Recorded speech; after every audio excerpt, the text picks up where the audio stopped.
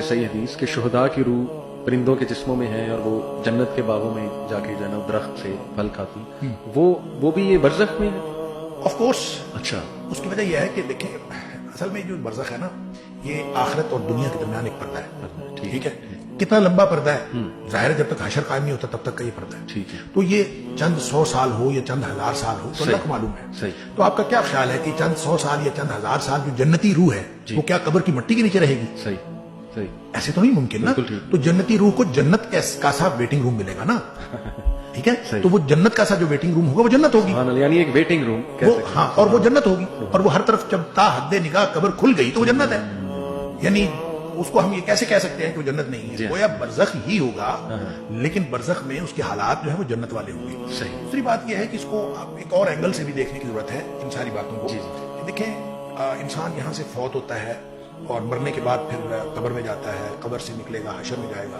حشر سے نکلے گا اور پھر یہ پل صراط سے بھی گزرنا ہے. جہنم کو بھی دیکھنا ہے اور پھر اللہ کرے جنت اور جہنم کا فیصلہ اللہ تعالیٰ ہم سب کو جنت الفردوس عطا فرمائے.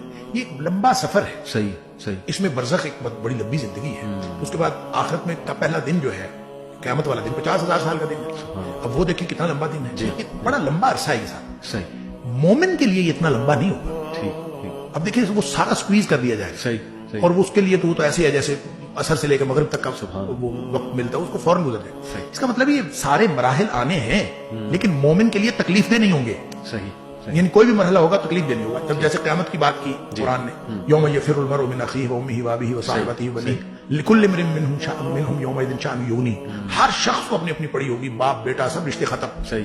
لیکن ساتھ فرمایا وجوہ یومئذ مسفرہ. کچھ چہرے چمک رہے ہوں. اللہ. یعنی انتہائی خوفناک صورتحال بتا کے بتایا کہ وجوہ یومئذ مسفرہ. کچھ چہرے چمک رہے ہوں گے اور صرف چمک نہیں رہے ہوں گے ضاحکۃ مستبشرہ.